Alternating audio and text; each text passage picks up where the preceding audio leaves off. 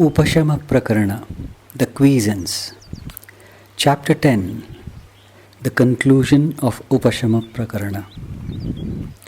The only settlement of a score of huts is also nearly 2 kilometers away. The lonely building, having 4 or 5 rooms, stands on a small hillock overlooking the vast expanse of vegetable gardens on one side, hills and wilderness on the other. There is absolutely no noise and pollution as the silence reigns supreme. It no doubt makes an ideal haven for persons wanting to devote their time for contemplation or such other pursuits. For persons living in the cities with their crowds and rush and noise, it is very welcome change. The silence acts like a soothing balm for the mind, pained as the mind is with the competition, jealousy, anxiety, hurry, and tensions. But then, for those of us who have compromised with the life of speed and the accompanying tensions, even this soothing atmosphere becomes uncomfortable within a few days. There is a joke about a Bombay businessman going to Matheran, a hill station on the Western Ghats. On way, the driver stopped on the shoulder of a mountain for a while.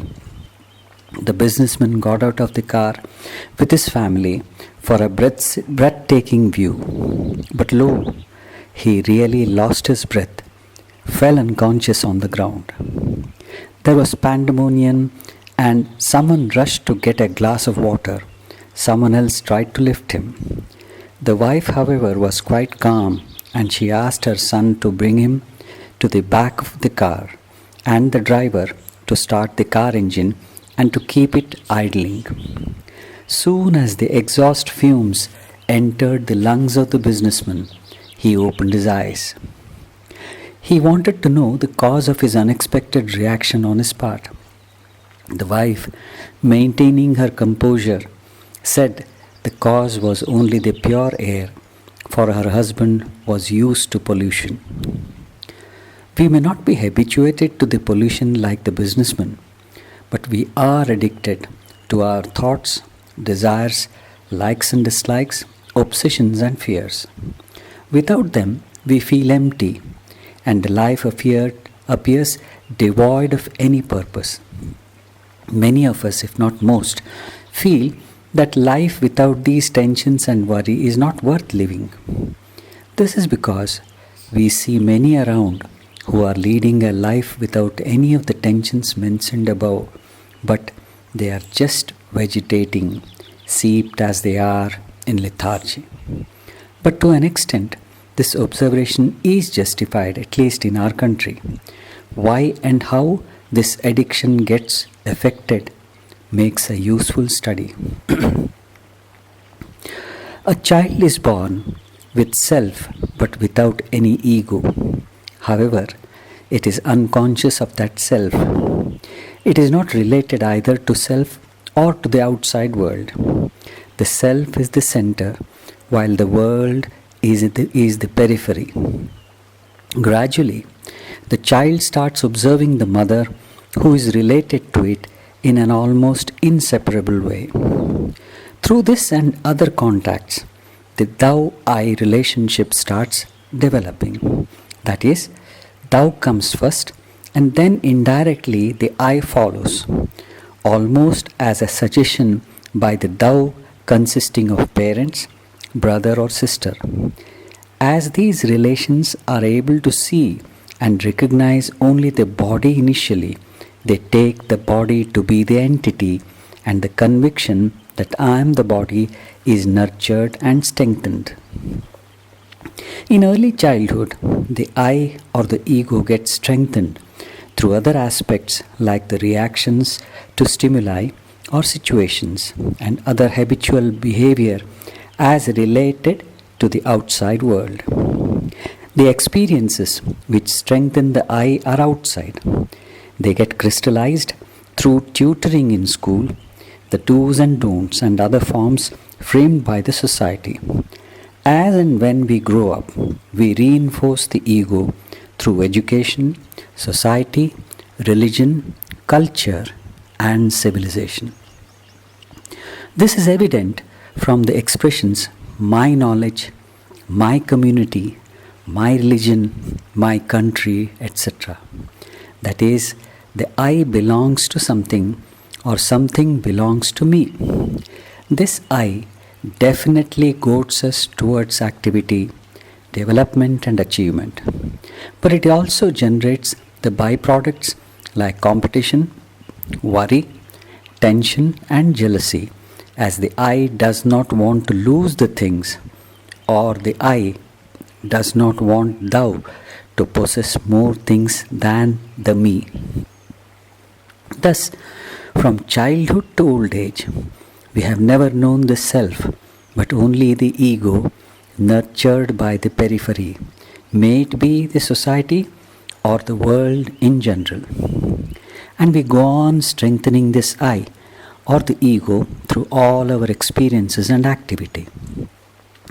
While the physical body has been given by the parents, the ego is the product of a long chain of experiences and impressions that collect as what is called as the mind, personality, and character.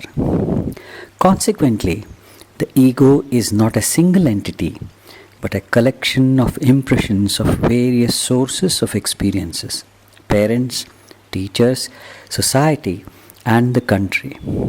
In other words, the ego is a crowd which makes it very difficult, if not impossible, to control.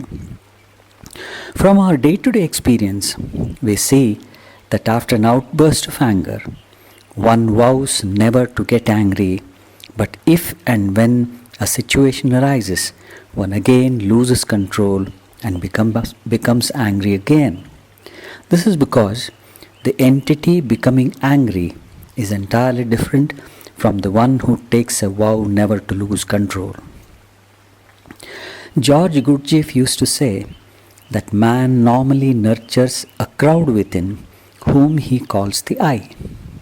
Due to this crowd called I, he does not have any will, and only an individual can have it.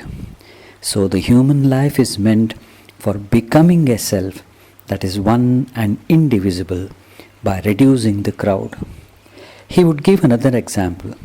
It's like a house with the master of the house away or asleep or in his place, each servant assuming the responsibility of the master by turns. Unless the master awakens from his sleep or comes back, the situation remains chaotic. This can be understood with another common experience, the inability to remain alone for a long time. Either one has to be with a friend or a relative or in presence of artificial company like the TV or a book or music. Even with these avenues gone, one is always with one's thoughts, dreams, and fantasies. Because the layers of civilization and culture are so thick that we are so used to it that it is almost impossible to accept the aloneness because we have never known it. So man has a love-hate relationship with the ego created by the society. The society needs the ego to create fear, obedience, and order in it. Thus, man is literally helpless with this addiction. Without it, he cannot survive, and with it, he invites all misery. The ego belongs to the things body, mind, society, etc. Ego can exist only through relationship. Our life and experiences are mostly at this peripheral level or ego, while the self remains untouched as it is the center. All spiritual practices try to take one to the center, or rather, religion consists of moving towards the center. To avoid the crowd, some seekers choose seclusion, for the ego is related to someone or something outside and cannot survive in seclusion or isolation. It is like a bridge which cannot exist without the two banks of a river. So, with the avoidance of one, the bank of the outer relationships, the ego dissolves. But the dissolution depends on its strength. The more related one is to the outside world, the stronger is the ego, and hence more difficult it is for one to shed the ego. Moreover, the seeker must take care to see that when he goes into seclusion, the ego does not create any more props like the experiences of light and sound and such other seemingly spiritual experiences. Because after all, the mind is creative in projecting the experiences heard from persons or read from the books.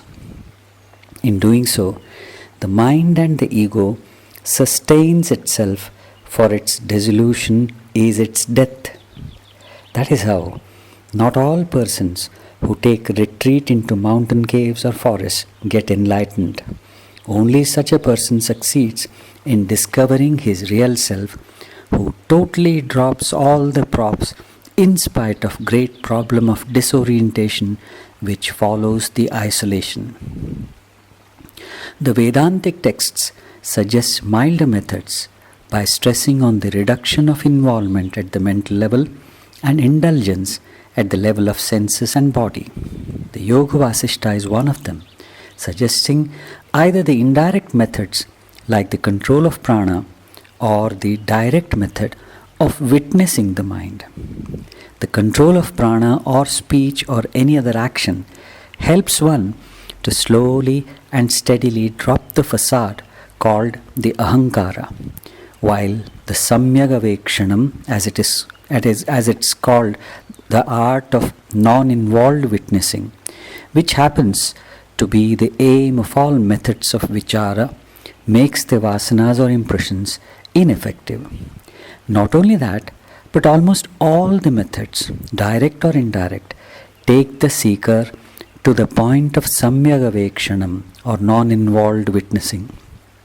Once reaching this point, this facade of ego and its companions fall off, and one comes in contact with the self, standing on its own, without any need of the outside relationships. For the first time, such person starts acting, while most of us only react to the peripheral stimuli or situations. It is said that once the Buddha was walking, and a group of angry people stopped him.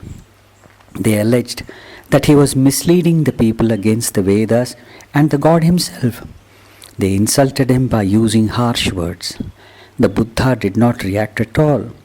Instead, when they stopped, wondering why this person was not reacting at all, the Buddha observed with a smile that if they had finished speaking, he would like to proceed, as he had to reach the next village before twilight. And if they had not, he would be passing by that place again when they could have their say. Surprised at such response, they asked him why he had not reacted to their insult. The Buddha said that the insult affected only the periphery of body, mind and ego, while he was already established at the center and he could only act and not react. If they had been expecting any reaction from him, then he was sorry, for he had stopped all reactions since the day he realized. There is a very beautiful shloka. Pranaschalantu taddharmaihi kamairva hanyatam manah ananda buddhipurnascha name kinchit bhavishyati. The pranas move according to their nature. The desires may even kill the mind. Filled with the bliss is the buddhi. Nothing can happen to me. The me refers to the self or the center, from where the periphery is so distant that it remains totally unaffected as the eye of the storm. Whatever happens, No matter how turbulent is the body, mind, and ego, the self remains untouched. Moreover, the action initiated by the self is total in terms of energy and necessarily complete. So, only such a person lives totally and in the here now. Only such a one knows the joys of this creation, for he has the advantage of being at such a distance that all the disturbance has transformed into Leela or play. This Upashama Prakarana suggests the means of loosening the grip of the peripherals like the body, senses, mind, reason, and ego, and over limited understanding. It tries to give glimpses of truth through contemplation of the characters in the stories narrated therein. This sarga puts further light on the quiescence of mind and on the methods of moving towards the center. Rama sought a clarification for a doubt. How is it that such higher powers as walking in the sky, etc., are not found in a Jivana Mukta? To which sage Vasishtha replied that only those who have not attained to full jnana are afflicted by the desire of acquiring powers, which are like any other binding thoughts. The siddhis or powers can be acquired through medicines, mantras, actions, and time. And these siddhis are of no interest to a true jnani who has merged with the reality and transcended all desires. Because all the heterogeneous worldly objects come under the purview of Maya or temporality. But if an innocent thought arises in the consciousness of a jnani, then he is more than capable of mastering the siddhis. But the jnanis have a conviction that siddhis lead one to bondage. It appears that Rama did not catch the hint, for he continued as to how yogis live for very long periods of time. Sage Vasishtha replied patiently, the yogis move only through the motion of prana, else they are totally immovable. Those yogis who have the prana under control live for long periods. If the activity of prana and hence the mind is quelled both externally as well as internally, then death and dotage don't afflict us. Only those can be said to have cognized reality who have totally eliminated the bonds of the mind. It appears that the sage had succeeded in convincing about the uselessness of the siddhis, for he asked, what happens to the four qualities Maitri, friendship, Karuna, compassion, Mudita, contentment, and Upeksha, disinclination? Vasishtha replied that the quiescence of the activity of mind is at the two levels as the activity is composite in character. Its components are Rupa or the form, Arupa or the formless. The Rupa component consists of the binding involvement and identification with objects, persons, etc., or the ego, which generate pain and bondage. This component should be destroyed, as it is this component which hinders us from cognizing the reality, as it ever forces us to hanker for pleasure or avoid pain. This component has predominantly tamas or inertia, and rajas or obsession for activity gets quietened through Jivana Mukti, as only such a person has the samadrishti or equal vision which helps her or him to transcend the duality of pleasure and pain, etc. After the Rupa mind is destroyed, through quiescence, it transcends birth and death. But the four qualities of friendship, compassion, contentment, and disinclination blossom in the arupa mind of the Jivana Mukta. They continue till he attains Videha Mukti or disembodied liberation. Arupa belongs to the Sattva and is still subject to change or a source of subtle bondage. A comparison is made between the gunas and the chains. Tamas, they say, is an iron chain, and Rajas a silver chain, while Sattva a golden chain. So, even Sattva has a binding effect on the individual, though the golden chain is quite decorative. The sage said that the Brahmic bliss is that which transcends everything and occupies a neutral center between the pairs of opposites. Everyone must seek asylum into this state, like the Akasha, which contains the elements and yet remains unaffected by it.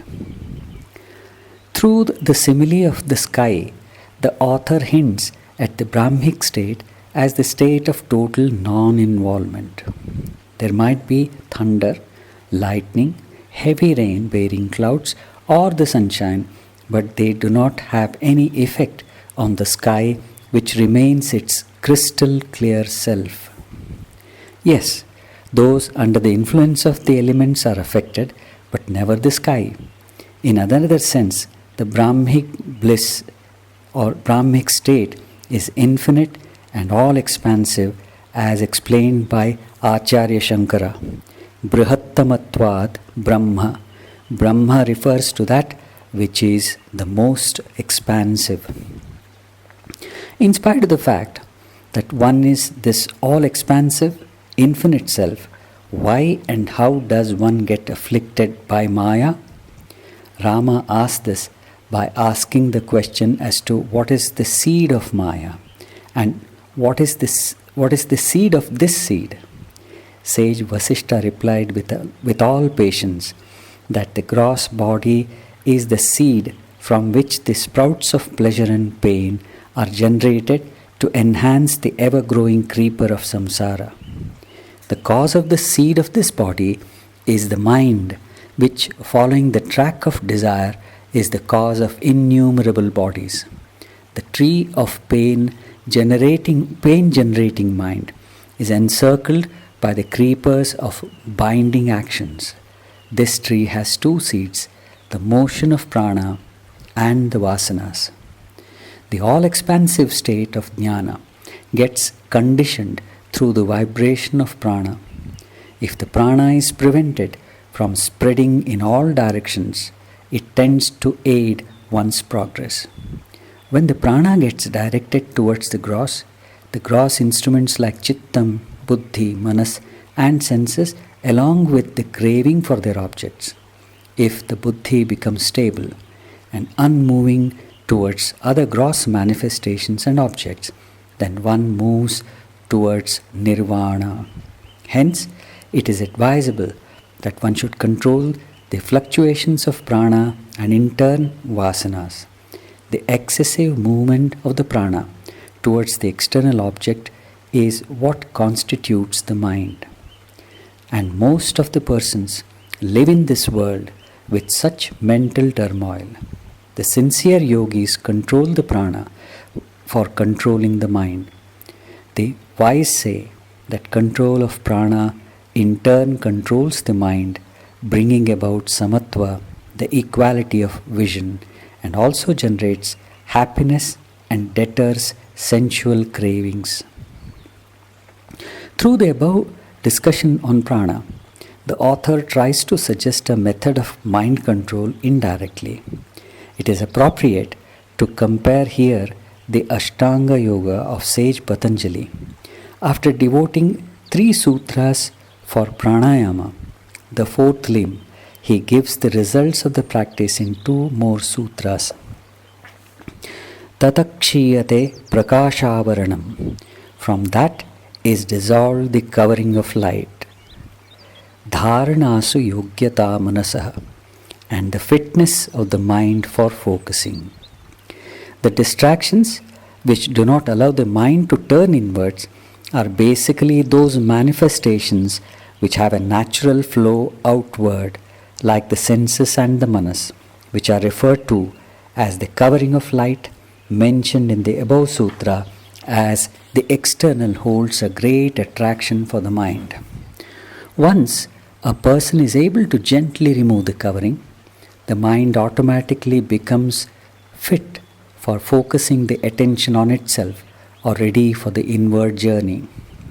The other seed of the mind is vasana, which supplies it with the tendency to move outwards. The ego subjecting itself to the clutches of vasanas so that it completely identifies with the objects outside. These vasanas strengthen the covering of attractions on the mind. In other words, the mind is the process of identification of the I with the changing phenomena. Through the mind, birth, dotage, death are caused. By eliminating thoughts and the vasanas through the act of non-involved witnessing, with neither attraction nor aversion, the mind becomes quiescent.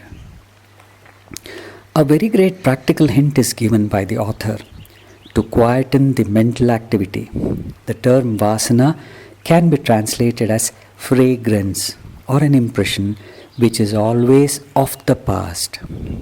The incomplete experience of the past leaves its residue as memory, and since an unsteady mind never completes the experience, the impression keeps returning to the consciousness, which gets projected into future as the desire.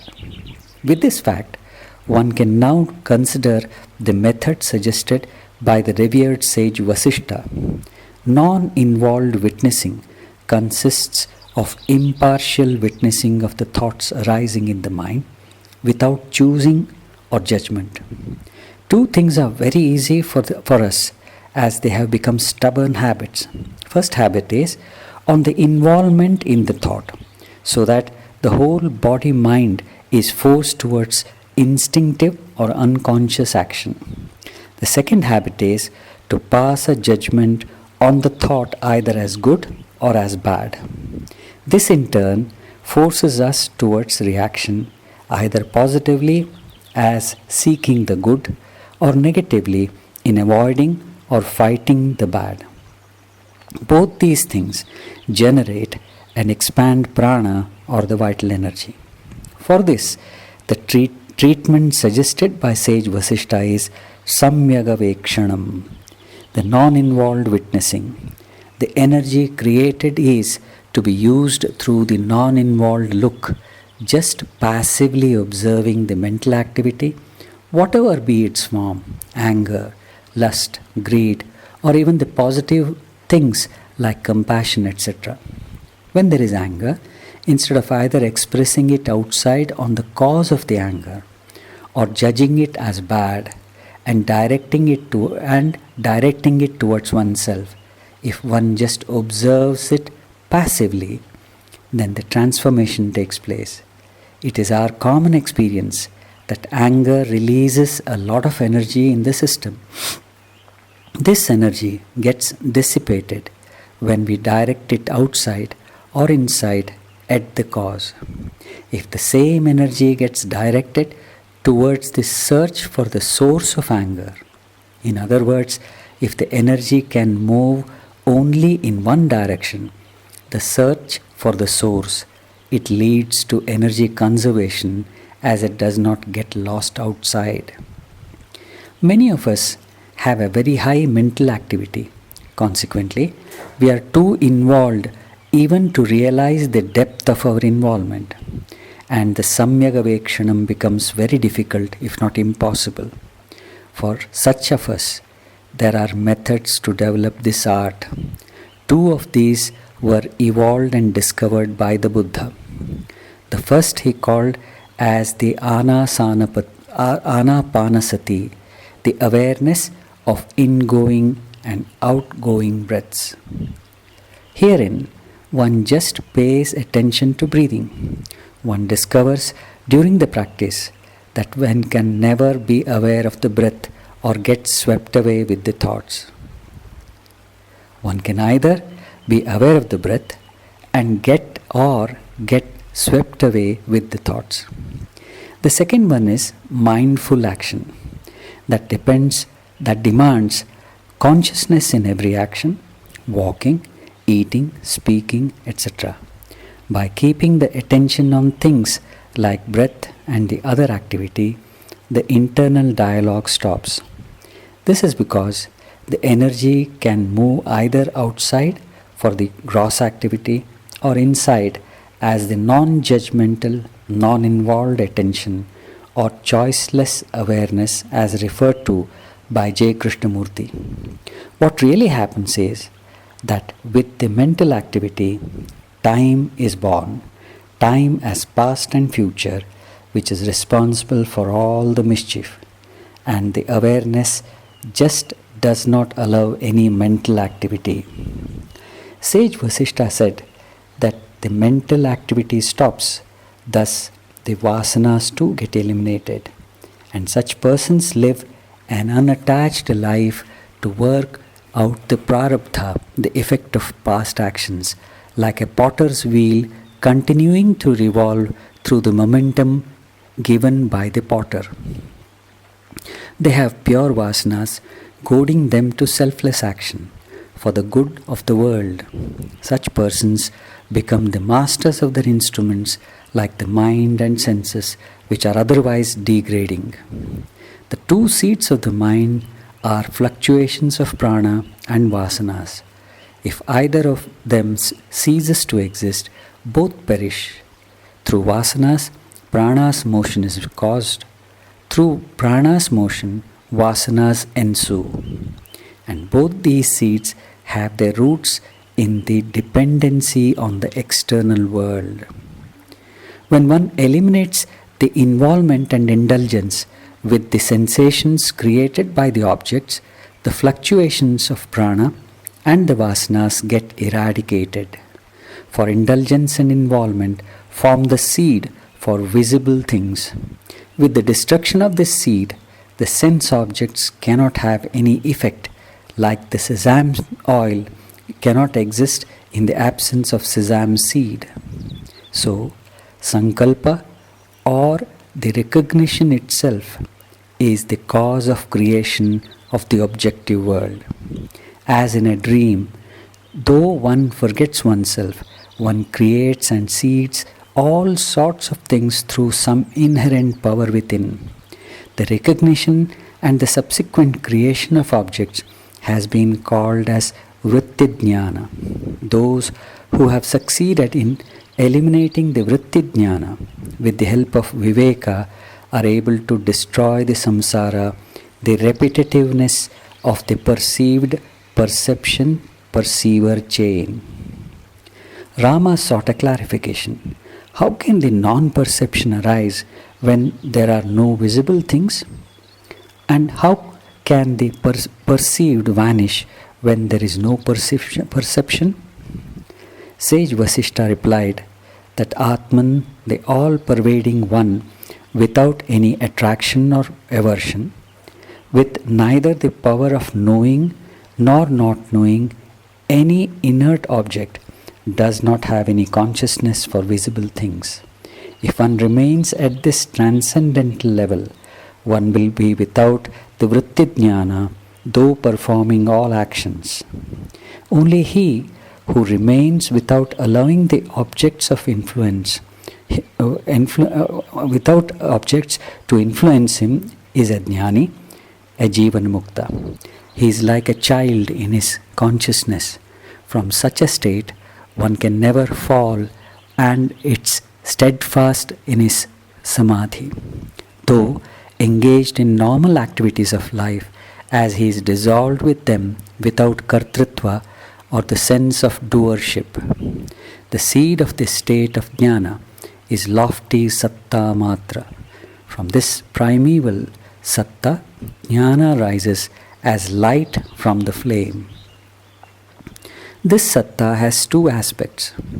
One is the heterogeneity and the other is homogeneity. The diverse objects, though appearing diverse, are yet one, as they are only the differentiations of one Sat. The heterogeneity is effected by Kala Satta or time, Kala Satta or division, and Vastu Satta or substance. Once these differentiations are understood, one transcends them and recognizes the non-dual Satta Matra.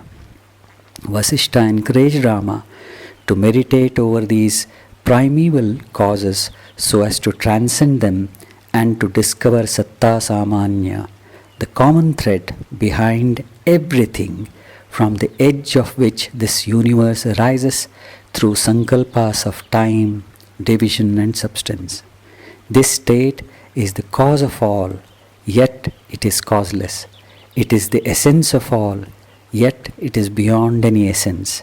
That great mirror reflects all the differentiated objects. It alone is ageless. It alone is Atma Tattva, attaining which the mind becomes quiescent. In an earlier sarga, the author introduced two vasanas, Bhoga Vasana, the tendency to experience, and Bheda Vasana, the tendency to differentiate. In these, Bhoga Vasana is grosser, and to eradicate it, Indriya Nigraha or control of senses is necessary at the behavioral level, and Vairagya or disinterest is necessary at the mental and intellectual level. The Bheda Vasana is the cause for all differentiation or the otherness, and three sattas given above happen to be the prime causes for Bheda Vasana. Rama expressed his gratitude to the sage for explaining the seeds of involvement and indulgence. He appealed the sage to instruct him the ways and means of attaining jnana. Vasishta replied that this can be done through properly directed efforts to understand the causes and in eradicating the vasanas.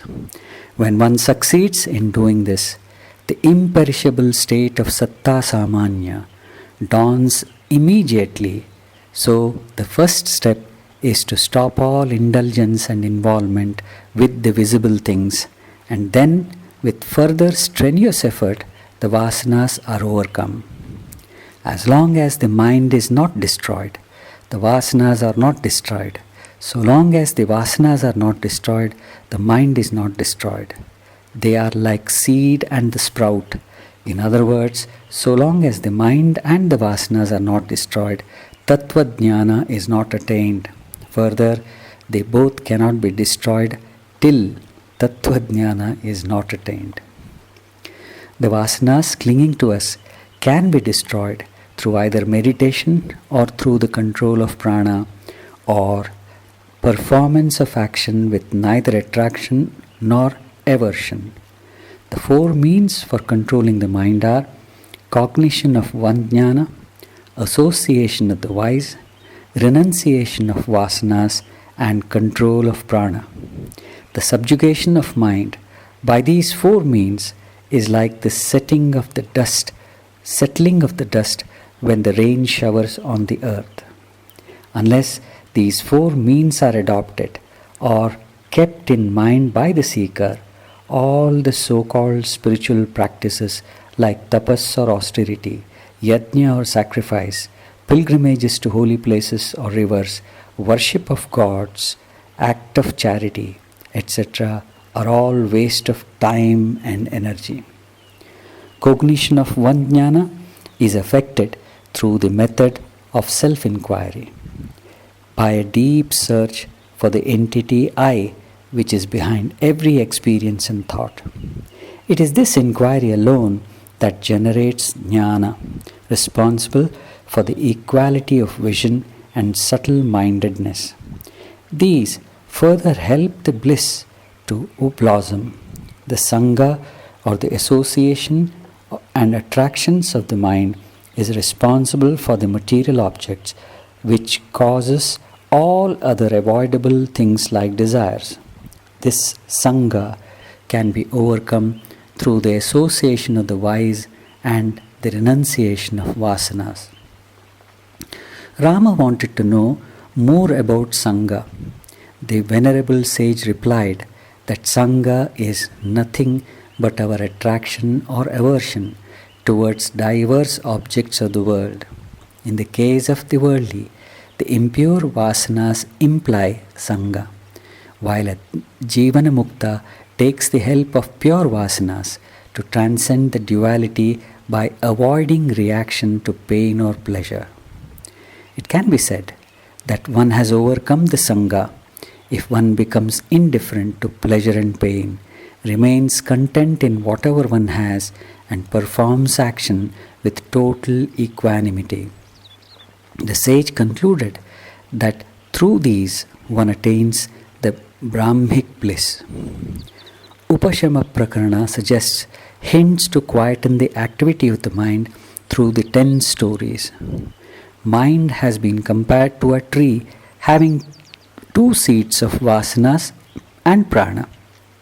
The whole Prakarana gives details of tackling these 2 seeds from various angles. The most important thing through the development of awareness and vichara. By becoming totally conscious of the gross actions, breath, prana, or even thoughts, and witnessing them without any involvement or reaction, the quiescence dawns. The vasanas get strengthened by the involvement at the thought level and indulgence at the body level. The other method is trying to trace jnata, the knower, bhokta, the experiencer, and karta, the doer. In other words, the I am thought which precedes every act. As far as the development of science and technology is concerned, the past 100 years have been very eventful.